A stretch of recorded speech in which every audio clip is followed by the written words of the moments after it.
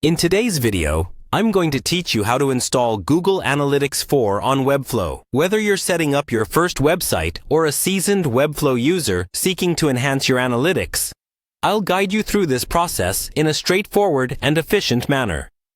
First, let's open up your preferred web browser and head over to Webflow's website. Webflow is a popular platform that allows you to create custom websites with a visual builder.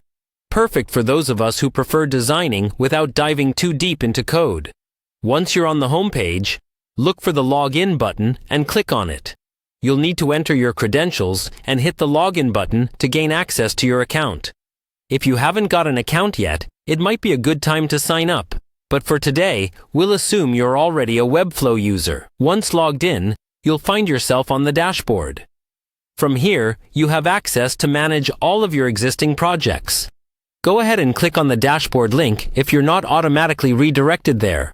Next, you have to select the specific project that you want to integrate with Google Analytics 4. This means clicking on one of your projects that's listed on your dashboard. Choose the project you want to enhance with analytics, keeping in mind that this is where all the valuable insight about your visitors will be collected. After selecting your project, turn your attention to the left-hand sidebar where you'll find the Apps option. Click on it to reveal a world of apps and add-ons that you can integrate with your Webflow project. Once you're in the Apps section, use the search function to look for Google Analytics. Typing in Google Analytics should lead you straight to various options, and in our case, you'll want to locate Analyzely for GA4, specifically optimized for integrating GA4 with Webflow projects. Click on Analyzely for GA4 to get more details about the app. Here you'll find information that highlights the features and benefits of using this app for your analytics solution. After reviewing, you'll see an Install button. Clicking on Install will begin the process of linking your Webflow project with Google Analytics 4.